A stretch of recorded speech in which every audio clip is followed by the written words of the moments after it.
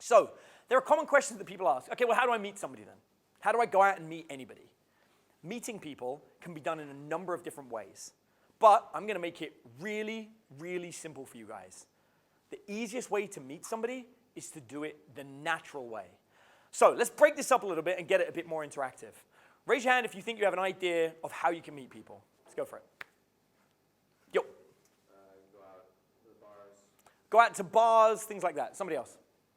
Dig in. Go out during the day, meet people during the day? Sure, go for it. Go out to classes, like workshops. Go out to classes and workshops. One of the ladies, you want to try? Sure. Go for it. Just walk up to someone and say, you know what, so when I see someone that I feel I'm attracted to, I feel like I'm supposed to be connected to them. I love it. Okay, so just going out there and saying, hey, when I feel someone I like, I feel there's a connection. I love it.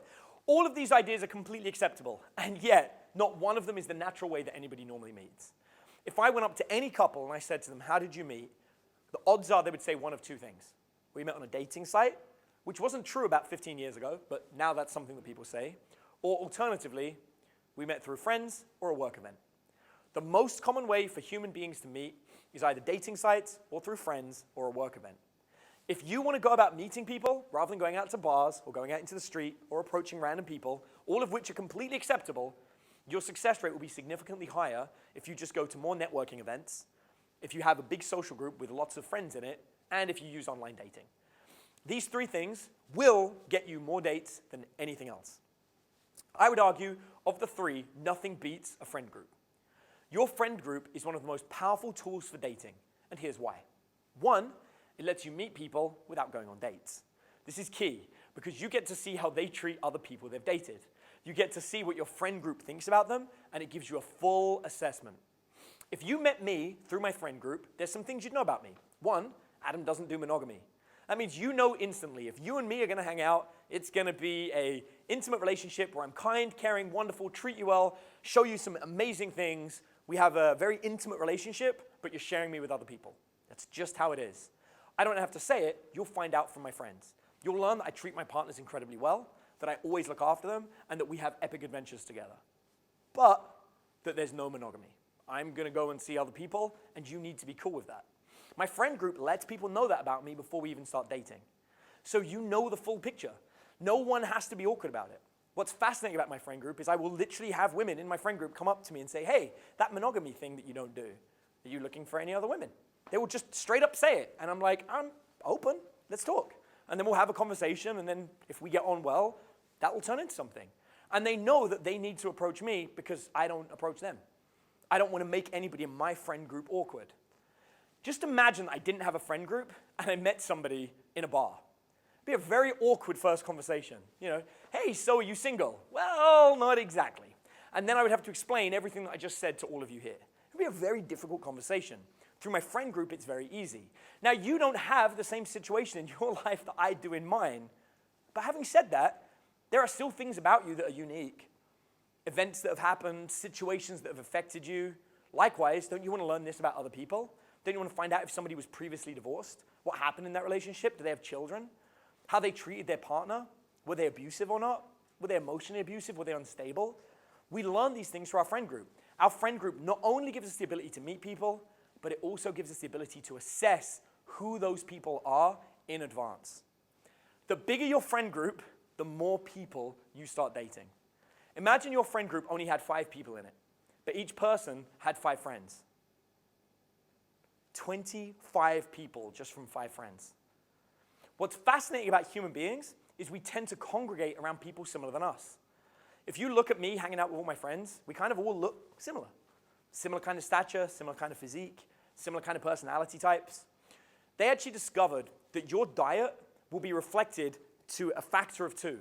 Meaning, if you've got a friend who's overweight, then you're likely to be overweight. But if you have a friend of a friend who's overweight, you're also more likely to be overweight. The factor continues. Because what happens is our habits match the people around us. If I was incredibly fit, but I hung out with somebody that constantly ate donuts, that would be a constant advert to me that I should eat a donut. It doesn't take long before I decide to eat the donut.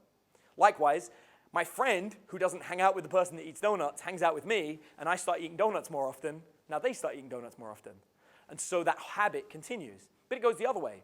If my friends all work out all the time, it's only a matter of time before I start working out all the time. And likewise, when I start working out more often, my friends are likely to do that too. So human beings, this factor continues.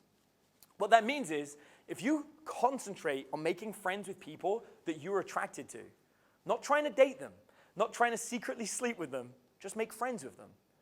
Their friends are all likely to be people that you would be attracted to.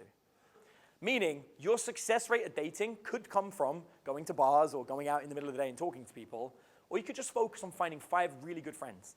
Friends, not people that you're trying to date, not people that you have awkward situations with, just friends. And then as you hang out with them, you meet their friends. If you can find 5 like that, that gives you 25 potential single people that you could date. Any questions so far about any of this? So the question was, what's the third thing? And the third thing is networking events. And he's like, how do you do it? It's really simple. If you work as a tech consultant, but you never go to tech conventions, you will never meet anybody in the industry outside your workplace. You shouldn't date people in the workplace. Therefore, you'll be locked off, and you'll only be able to date people in your friend group or on dating sites. On the other hand, if you went to every single convention, you would meet people in the same industry as you that would have a lot in common with you, that you'd have a lot to talk about, and you could date because they're not in your company. It's easy. 3 key ways to improve your dating life. And no one ever talks about it. Everyone always talks about how to meet somebody in a bar, how to meet somebody in a coffee shop. Don't worry about those things. Just go to big conventions. So, for example, did you know that there are coffee conventions? Yeah, absolutely. There are the people that trade coffee and they talk about the different types, they absolutely exist. I also wouldn't mind betting that there was a group of get-together. In fact, I know for a fact that there are barista conventions where people go and learn about all the really cool coffee kind of things. The reason I'm saying that is I've got a friend in the audience that works in a coffee shop. And dating in the coffee shop's weird. Dating a customer in the coffee shop's weird. Going to coffee shop conventions where you're learning high-end barista techniques. I actually have a friend of mine who's a multimillionaire who's obsessed with learning how to make coffee. He doesn't drink coffee. He's just obsessed with learning how to make it because he likes learning new art forms, and he's decided it's an art form. And he travels to all these conventions to meet all these people and buy this cool coffee and these cool coffee equipment. But the point is, imagine what your average barista looks like. Probably quite young and attractive, probably quite open to cool experiences. And you could go to a coffee convention and meet a lot of people that would have a lot in common with things that you potentially care about. That's if you wanted to go through the work route. You wouldn't have to. You could just develop a friend group. For example, if there was a hobby that you loved, like rock climbing, then you could go rock climbing, make friends with rock climbers who would all have great bodies, and then meet their friends who are also more likely to have great bodies and therefore be physically attractive, and you would have things in common with them. Both of those things would be significantly better than trying to meet somebody in a shopping mall in the middle of the day. Get it? So meeting people is step 1. How do we meet people? Well, we just go to those events and get talking to them. Approaching somebody to make friends is very different than approaching them to try and date them. There are a lot of books on making friends. The best one is probably How to Win Friends and Influence People. It's probably the best one. It's old, by Dale Carnegie, but it's good, and it covers most what you need. The reality is, I found when I teach people, making friends is all about just finding something in common. If you're at a convention where you both care about the same thing, making friends is very, very easy. You just talk about the things that you like. And say, hey, do you want to stay in touch? They say, yeah, you stay in touch, and you become friends.